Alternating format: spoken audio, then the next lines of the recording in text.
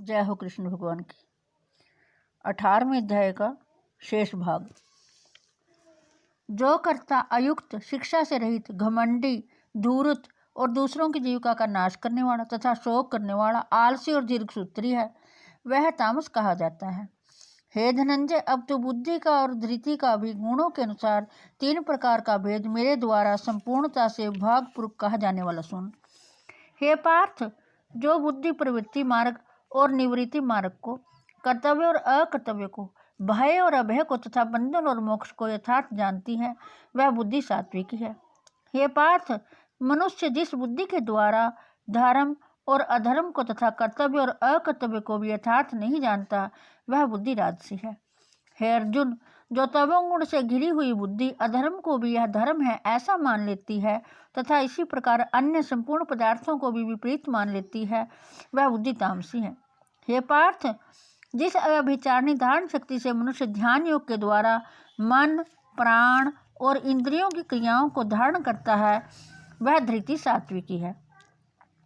परंतु हे पृथ्वीपुत्र अर्जुन, फल की इच्छा वाला मनुष्य जिस धारण शक्ति के द्वारा अत्यंत आसक्ति से धर्म, अर्थ और कामों को धारण करता है, वह धारण शक्ति राजसी है। हे पार्थ, दुष्ट बुद्धि वाला मनुष्य जिस धारण शक्ति के द्वारा निद्रा, भय, चिंता और दुख को तथा उन्मत्ता को भी नहीं छोड़ता अर्थात धारण किए रहता है, वह धारण शक्ति तामसी है। हे भरतश्रेष्ठ, अब 3 प्रकार के सुख को भी तू मुझसे सुन। जिस सुख में साधक मनुष्य भजन, ध्यान और सेवा आदि के अभ्यास से रमण करता है और जिससे दुखों के अंत को प्राप्त हो जाता है, जो ऐसा सुख है वह आरंभ काल में यद्यपि विष के तुल्य प्रतीत होता है, परंतु परिणाम में अमृत के तुल्य है। इसलिए वह परमात्मा विषयक बुद्धि के प्रसाद से उत्पन्न होने वाला सुख सात्विक कहा गया है। जो सुख विषय और इंद्रियों के संयोग से होता है, वह पहले भोग काल में अमृत के तुल्य प्रतीत होने पर भी परिणाम में विष के तुल्य है, इसलिए वह सुख राजस कहा गया है। जो सुख भोग काल में तथा परिणाम में भी आत्मा को मोहित करने वाला है, वह निद्रा, आलस्य और प्रमाद से उत्पन्न सुख तामस कहा गया है। पृथ्वी में या आकाश में अथवा देवताओं में तथा इनके सिवा और कहीं भी ऐसा कोई भी सत्व नहीं है जो प्रकृति से उत्पन्न इन तीनों गुणों से रहित हो। हे परंतप, ब्राह्मण, क्षत्रिय और वैश्यों के तथा शूद्रों के कर्म स्वभाव से उत्पन्न गुणों द्वारा विभक्त किए गए हैं। अंतःकरण का निग्रह करना, इंद्रियों का दमन करना, धर्म पालन के लिए कष्ट सहना, बाहर भीतर से शुद्ध रहना, दूसरों के अपराधों को क्षमा करना, मन, इंद्रिय और शरीर को सरल रखना, वेद शास्त्र, ईश्वर और परलोक आदि में श्रद्धा रखना, वेद शास्त्रों का अध्ययन अध्यापन करना और परमात्मा के तत्व का अनुभव करना, ये सब के सब ही ब्राह्मण के स्वाभाविक कर्म हैं। शूरवीरता, तेज, धैर्य, चतुरता और युद्ध में न भागना, दान देना और स्वामी भाव, ये सब के सभी क्षत्रिय के स्वाभाविक कर्म हैं। खेती, गोपालन और क्रय विक्रय रूप सत्य व्यवहार, ये वैश्य के स्वाभाविक कर्म हैं तथा सब वर्णों की सेवा करना शूद्र का भी स्वाभाविक कर्म है। अपने अपने स्वाभाविक कर्मों में तत्परता से लगा हुआ मनुष्य भगवत प्राप्ति रूप परम सिद्धि को प्राप्त हो जाता है। अपने स्वाभाविक कर्म में लगा हुआ मनुष्य जिस प्रकार से कर्म करके परम सिद्धि को प्राप्त होता है, उस विधि को तू सुन। जिस परमेश्वर से संपूर्ण प्राणियों की उत्पत्ति हुई है और जिससे समस्त जगत व्यापक है, उस परमेश्वर के अपने स्वाभाविक कर्मों द्वारा पूजा करके मनुष्य परम सिद्धि को प्राप्त हो जाता है। अच्छी प्रकार आचरण किए हुए दूसरे के धर्म से गुण रहित भी अपना धर्म श्रेष्ठ है, क्योंकि स्वभाव से नियत किए हुए सब धर्म रूप कर्म को करता हुआ मनुष्य पाप को नहीं प्राप्त होता। एतव कुंती पुत्र, दोषयुक्त होने पर भी सहज कर्म को नहीं त्यागना चाहिए, क्योंकि धुएं से अग्नि की भांति सभी कर्म किसी न किसी दोष से युक्त हैं।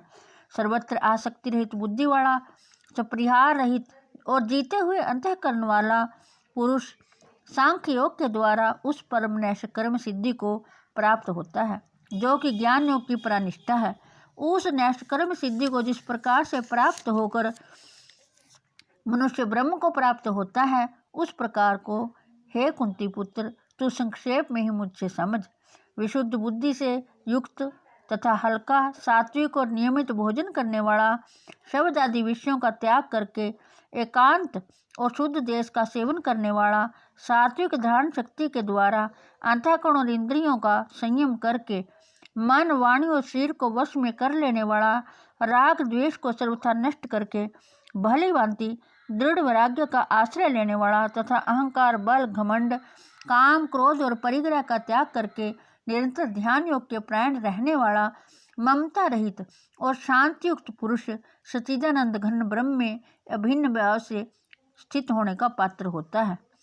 फिर वह सच्चिदानंद घन ब्रह्म में एक ही भाव से स्थित प्रसन्न मन वाला योगी ना तो किसी के लिए शोक करता है और न किसी की आकांक्षा ही करता है। ऐसा समस्त प्राणियों में समभाव वाला योगी मेरी पराभक्ति को प्राप्त हो जाता है। उस पराभक्ति के द्वारा वह मुझ परमात्मा को मैं जो हूँ और जितना हूँ ठीक वैसा का वैसा तत्व से जान लेता है तथा उस भक्ति से मुझ को तत्व से जानकर तत्काल ही मुझ में प्रविष्ट हो जाता है। मेरे प्राण हुआ कर्मयोगी तो संपूर्ण कर्मों को सदा करता हुआ भी मेरी कृपा से सनातन अविनाशी परम पद को प्राप्त हो जाता है। सब कर्मों को मन से मुझ में अर्पण करके तथा समबुद्धि रूप योग को अवलंबन करके मेरे प्राण और निरंतर मुझ में चित्त वाला हो। उपयुक्त प्रकार से मुझ में चित्त वाला होकर तू मेरी कृपा से समस्त संकटों को अनायास से पार कर जाएगा और यदि अहंकार के कारण मेरे वचनों को ना सुनेगा तो नष्ट हो जाएगा, अर्थात परमार्थ से भ्रष्ट हो जाएगा। जो तू अहंकार का आश्रय लेकर यह मान रहा है कि मैं युद्ध नहीं करूंगा, तो तेरा यह निश्चय मिथ्या है, क्योंकि तेरा स्वभाव तुझे जबरदस्ती युद्ध में लगा देगा। हे कुंती पुत्र, जिस कर्म को तू मोह के कारण करना नहीं चाहता उसको भी अपने पूर्वकृत स्वाभाविक कर्म से बंधा हुआ परवश होकर करेगा। हे अर्जुन, शरीर रूप यंत्र में आरूढ़ हुए संपूर्ण प्राणियों को अंतर्यामी परमेश्वर अपनी माया से उनके कर्मों के अनुसार भ्रमण कराता हुआ सब प्राणियों के हृदय में स्थित है। हे भारत, तो सब प्रकार से उस परमेश्वर की ही शरण में जा। उस परमात्मा की कृपा से ही तू परम शांति को तथा सनातन परम धाम को प्राप्त होगा।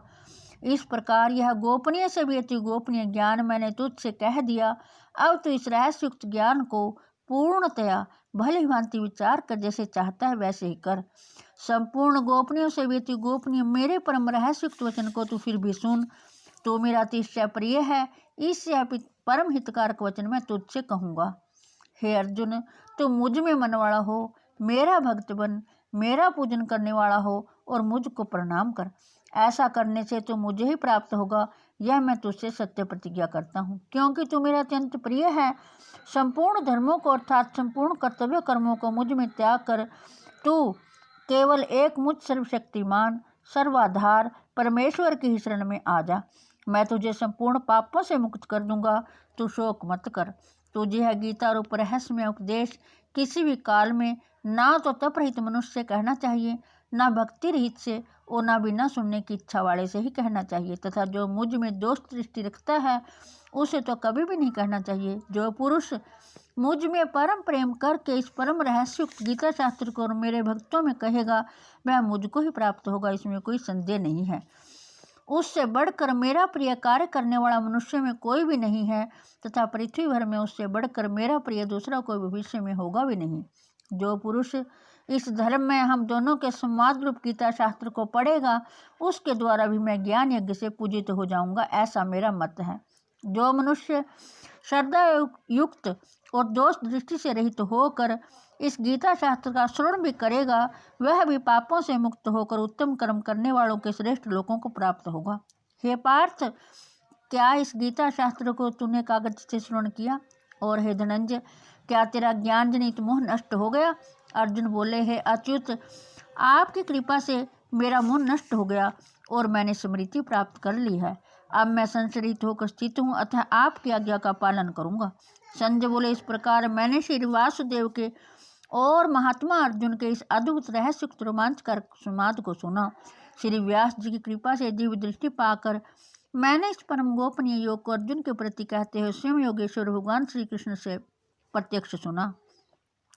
हे राजन, भगवान श्री कृष्ण और अर्जुन के इस रहस्युक्त कल्याणकारक और अद्भुत संवाद को पुनः पुनः सिमरण करके मैं बार बार हर्षित हो रहा हूँ। हे राजन, श्री हरि के उस अत्यंत विलक्षण रूप को भी पुनः पुनः सिमरण करके मेरे चित्त में महान आश्चर्य होता है और मैं बार बार हर्षित हो रहा हूँ। हे राजन, जहाँ योगेश्वर भगवान श्री कृष्ण है और जहाँ गांडीव धनुषधारी अर्जुन है, वहीं पर श्री विजय विभूति और अचल नीति है, ऐसा मेरा मत है। ओम तद्दिति। श्रीमद् भगवद गीता उपनिषद विद्यायाम योग शास्त्रे श्री कृष्ण जन्म समाधि मोक्ष संन्यास योगो नाम अष्टमोध्याय नाम अष्टादशोध्याय। जय हो कृष्ण भगवान, जय हो प्रभु।